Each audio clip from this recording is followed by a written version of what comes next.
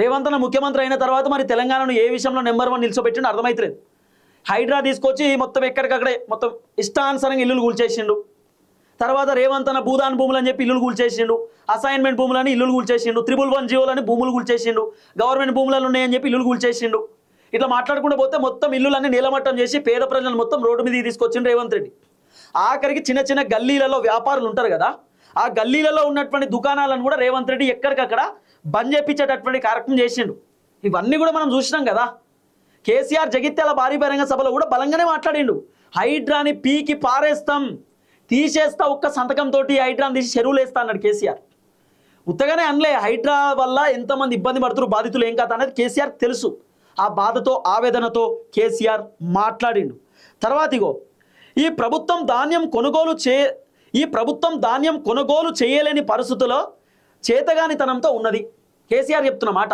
కాంగ్రెస్ ప్రభుత్వం ధాన్యం కొనుగోలు చేస్తలేరు, చేతగానితనంతో చేతులు దులుపుకుంటున్నారు. మేమున్నప్పుడు ధాన్యం కొనుగోలు చేసినాం, ప్రతి గింజ కొన్నాం, రైతులకు సరైనటువంటి గిట్టుబాటు ధరలోనే కొన్నాం, రైతులకు ఎక్కడ కూడా తక్కువ చేయలే అని చెప్పి కేసీఆర్ చెప్తున్న మాట. రేవంత్ రెడ్డి ప్రభుత్వం వచ్చిన తర్వాత ధాన్యం కొంటలేరు, చాలామంది రైతులు అవస్థలు పడుతున్నారు, ఇబ్బంది పడుతున్నారు అని చెప్పి కేసీఆర్ మాట్లాడినటువంటి మాటలు. ఇంకో ముచ్చట చెప్పింది కేసీఆర్.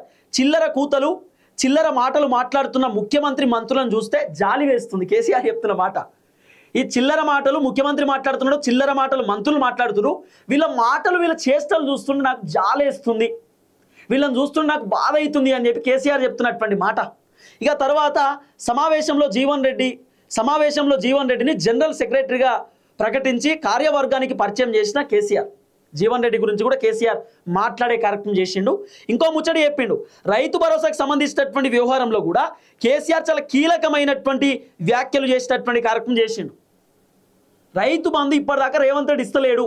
బీఆర్ఎస్ గవర్నమెంట్ ఉన్నప్పుడు రైతు భరోసా టెన్షన్గా 6 నెలలకు ఒక పంటకు 10 రోజులలో రైతు భరోసా మొత్తం రైతుల అకౌంట్లో వేసేది. ఇలా రేవంత్ రెడ్డి ప్రభుత్వం వచ్చిన తర్వాత రైతు భరోసా ఇప్పటిదాకా రైతులకు చక్కగా పోలేదని చెప్పిండు. తర్వాత కరెంటు కూడా రేవంత్ రెడ్డి ప్రభుత్వం చక్కగా ఇస్తలేరు. మోటార్ల కాడ మీటర్లు పెడుతున్నారు, మోటార్ల కాడ కరెంటు మొత్తం ఆగమాగం పరిస్థితి.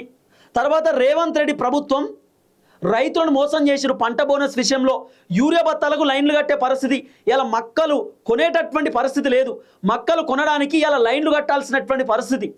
ఇట్లా రకరకాలుగా కేసీఆర్ అన్ని అంశాలపైన మాట్లాడిండు. తర్వాత రేవంత్ రెడ్డి ప్రభుత్వం మేము కట్టినటువంటి సగం పనులను ఇప్పుడు వాళ్ళు పూర్తి చేస్తున్నారు. అంటే వీళ్ళు కొత్తగా చేసింది ఏం లేదు, మేము చేసేటటువంటి సగం పనులను వాళ్ళు పూర్తి చేసిర్రు.